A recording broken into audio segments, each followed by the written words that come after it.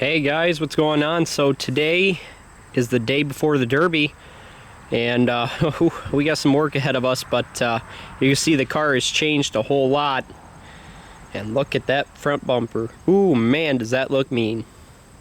So, let me tell you all about this front bumper here. First off, there is a decent probability, and I hate to say it, that this thing might fall off.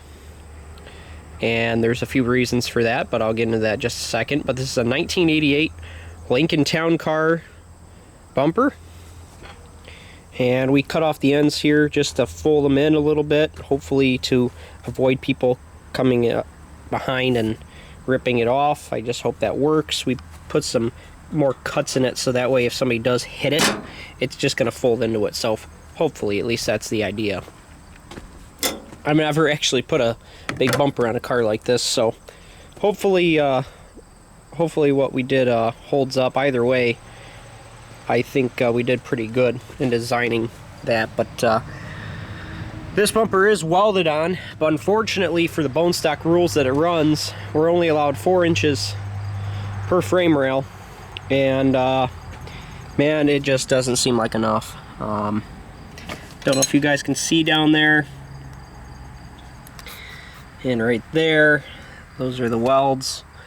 And I tell you what, you put some weight on this bumper and it flexes it flexes where it's welded.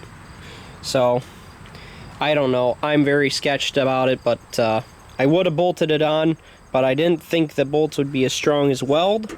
So I said, you know what, let's just weld it on, and, you know, worst comes to worst, it falls off. I mean, that's just, it is what it is at this point. So, if it does, it does. If it doesn't, great. I got the motor here pretty well ready to go as far as wiring and all that goes. Got the fans wired up, got the fuel lines in, coil pack secured, repeater secured, about to tie down the fuse block. This is all good to go, I think. Yes, these will flex over whatever which way in case this all comes in. But there's a ton of space for everything to crunch in. Excuse me. We just ate lunch, so I'm a little burpy. Got the gas tank in. Obviously, lines hooked up, switches in, they're secured. Everything inside is pretty secure. Here in the back, got all the wiring tucked back in. At least anything that I didn't cut.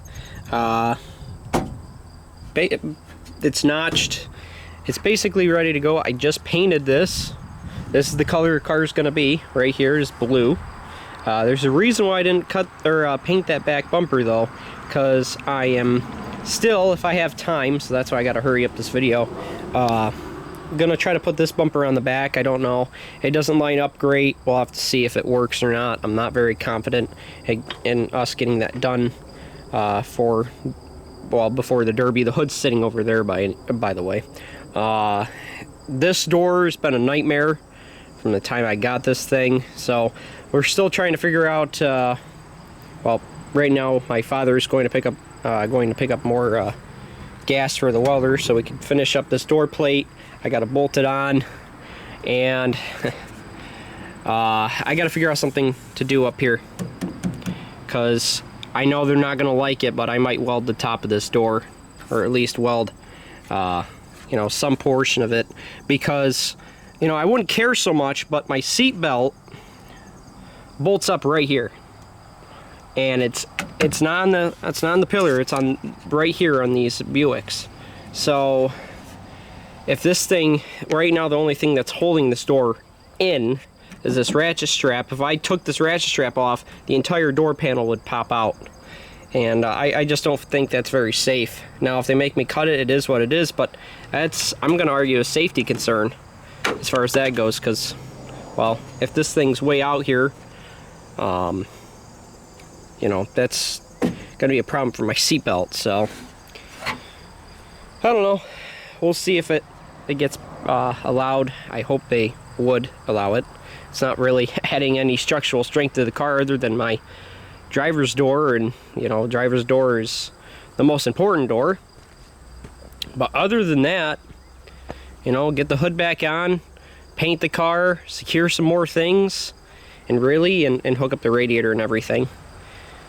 And she's pretty much ready to go, guys. I am pretty happy with how it's come out. I will talk about these motor mounts, but I'll talk about it after because I don't really know how it's going to work.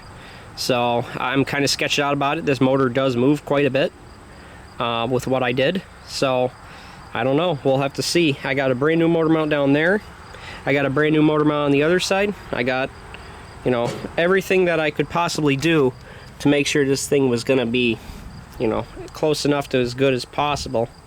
But we'll see how it turns out. I'm just afraid that the axles might, at least this axle, I'm concerned for this axle right here. She does flop quite a bit on this side. So, like I said, it is what it is. At this point, there's not much we can do about it. Derby's tomorrow. So, basically the front end's ready to go. I think the only thing left for the back end is just to pre-bend it and chain up the doors and go, basically. So not much left to do, but I got to get working because it's still little things that add up that time. So alrighty, guys, well, stay tuned for day of the demo video. I think I'm gonna be able to get one in. I'm not 100% sure on that yet. They're calling for rain tomorrow, so I don't know how the Derby's gonna turn out. I know it might be a muddy one. Good thing I got these nice tires on the front here, but I don't know. We'll have to see. It's I'm really hoping that it doesn't rain, but if it does, it does. I just got to find a way to protect that computer because the fans, there's little fans built in here to cool it down, and those are open obviously to the elements, so I don't know. We'll have to see. So stay tuned. I should have some one more video coming out before this thing's ran, and guys, she's looking pretty good at the moment. So like, comment, subscribe, and bye bye everybody.